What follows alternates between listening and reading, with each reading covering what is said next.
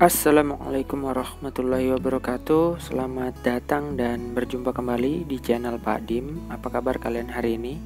Bapak harap kalian semoga dalam keadaan yang baik-baik saja dan dalam keadaan yang penuh semangat.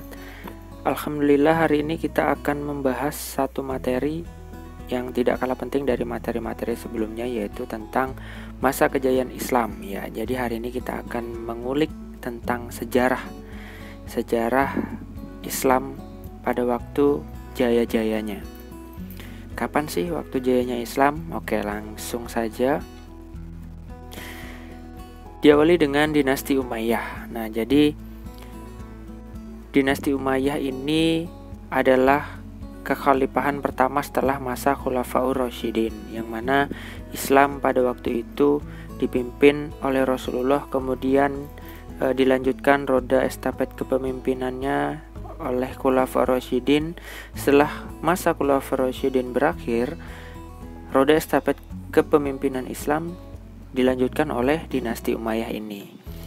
Nah, jadi pada masa dinasti Umayyah inilah proses kejayaan Islam dimulai, yaitu berawal dari sekitaran tahun 661 Masehi sampai 750 Masehi di Jazirah Arab dan sekitarnya, beribu kota di Damaskus. Kira-kira pendiri dinasti ini adalah Muawiyah bin Abu Sufyan. Lanjut, adapun kemajuan yang berhasil diraih oleh dinasti Umayyah ada beberapa. Yang pertama, bidang politik, kedua keagamaan, ketiga ekonomi, keempat ilmu bangunan atau arsitektur, kelima sosial, dan terakhir bidang militer. Itulah beberapa hal yang berhasil dilakukan oleh dinasti Umayyah. Selanjutnya, setelah dinasti Umayyah, roda kepemimpinan Islam dilanjutkan oleh dinasti Abbasiyah. Apa itu dinasti Abbasiyah? Dinasti Abbasiyah merupakan kelanjutan dari kekhalifahan sebelumnya, yakni Bani Umayyah, di mana pendiri dari kekhalifahan ini adalah Abdullah al-Safah bin Muhammad bin Ali bin Abdullah bin al-Abbas rahimahullah. Nah, inilah nama pendiri dari dinasti Abbasiyah. Kekuasaannya berlangsung dalam rentang waktu yang panjang, ya, dari tahun 1300 Hijriah atau 750 Masehi sampai dengan 656 Hijriah atau 1258 Masehi. Itu ya. Jadi kepemimpinan dinasti Abbasiyah ini lebih lama daripada dinasti Umayyah. Adapun kemajuan yang berhasil dilakukan oleh dinasti Abbasiyah ialah ada beberapa hal. Yang pertama, ilmu pengetahuan, ekonomi, ilmu bangunan, arsitektur, sosial, dan terakhir bidang militer. Hampir sama sebenarnya dari apa yang berhasil dilakukan oleh dinasti Umayyah, tapi ada satu hal yang berbeda, ialah di nomor 1, ilmu pengetahuan. Jadi dinasti Abbasiyah ini adalah dinasti yang dimana ilmu pengetahuan Islam pada waktu itu cukup pesat perkembangannya, ya, cukup mapan. Dan ada beberapa faktor yang mengakibatkan Islam dapat berjaya pada waktu itu, ya. Yang pertama ada faktor internal dan yang kedua ada faktor eksternal. Jadi faktor yang mempengaruhi berkembangnya Islam pada waktu itu adalah yang pertama faktor internal. 1. Konsistensi dan istiqomah umat Islam kepada ajaran Islam. Ya, jadi umat Islam pada waktu itu tidak banyak yang membangkang, tidak banyak yang korupsi.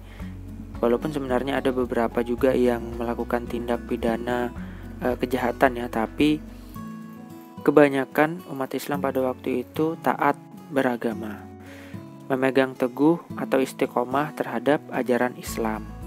Yang kedua, ajaran Islam yang mendorong umatnya untuk maju. Ya, jadi agama Islam itu sendiri adalah agama yang mendorong umatnya bisa menjadi lebih baik. Makanya ada sebuah hadis yang menyatakan jika hari ini adalah lebih baik daripada hari kemarin, maka kalian itu dikatakan sebagai orang yang beruntung. Tapi jika hari ini tidak lebih baik daripada hari kemarin, maka kalian termasuk golongan yang rugi. Nah, itu ya. Makanya Islam sendiri itu adalah ajaran yang mengedepankan umatnya untuk bisa menjadi lebih baik. Makanya ini menjadi faktor internal umat Islam pada waktu itu bisa menjadi umat yang superpower istilahnya. Terus yang ketiga, Islam sebagai rahmat seluruh alam, ya.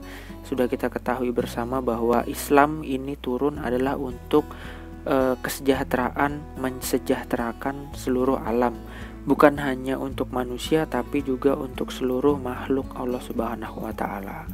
Yang keempat, Islam sebagai agama dakwah sekaligus keseimbangan dalam menggapai kehidupan duniawi dan ukhrawi. Nah, jadi kalau kita memahami benar bahwa ajaran Islam ini adalah ajaran murni dari Allah, maka kita nanti akan sampai di pemahaman bahwa Islam ini akan membimbing kita untuk selamat di dunia dan akhirat. Sebagaimana ini adalah landasan utama bagi umat Islam pada waktu itu, sehingga bisa menjadi umat Islam yang superpower.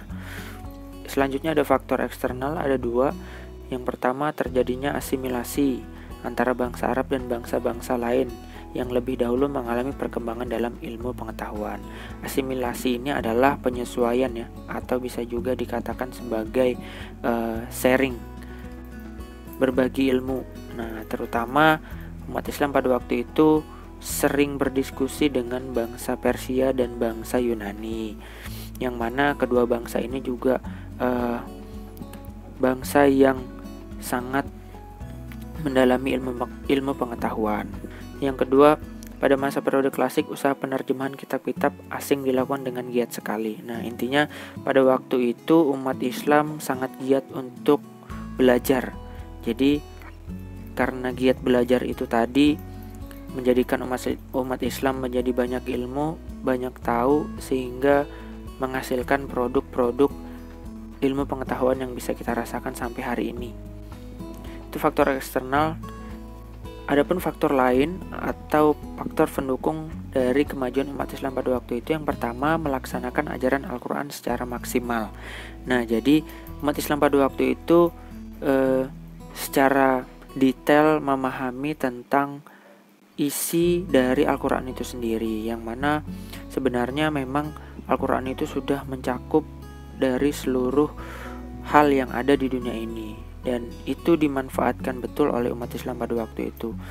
Dan yang kedua, melaksanakan isi hadis. Nah, ini sebagai pendukung dari Al-Quran itu sendiri, yaitu melaksanakan isi hadis, yang mana isi hadis ini adalah semua yang bersangkut paut terhadap apa yang diajarkan oleh baginda Rasulullah SAW.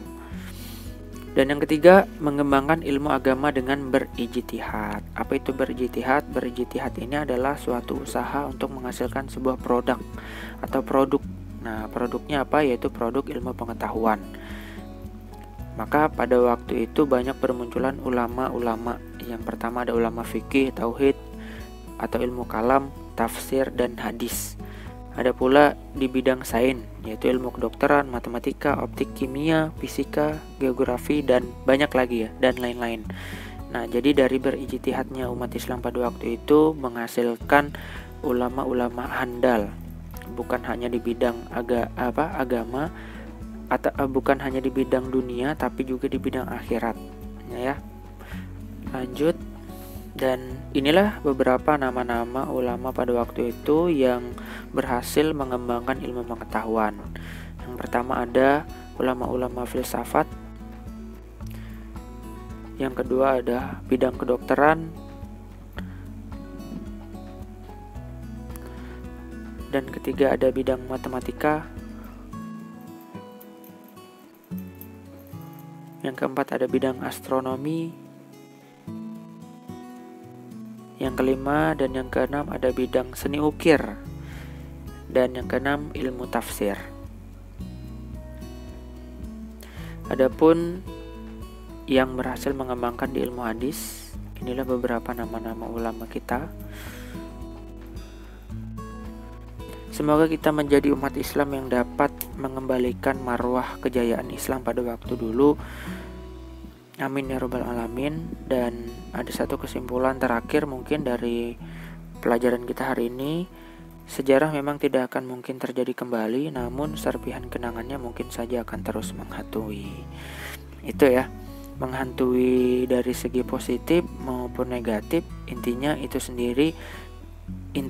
sendiri yang dapat menentukan. Kalau sejarah kita bisa jadikan pelajaran, insya Allah itu akan menjadikan kita menjadi lebih baik. Tapi kalau sejarah itu menjadikan kita semakin sedih dan terpuruk, dampaknya kita juga nanti yang akan menerima. Oke, mungkin sampai di sini saja pelajaran kita tentang masa kejayaan Islam. Bapak mohon maaf jika ada salah-salah kata. Bapak akhiri, wallahul muwaffiq ila aqwamit thoriq. Assalamualaikum warahmatullahi wabarakatuh.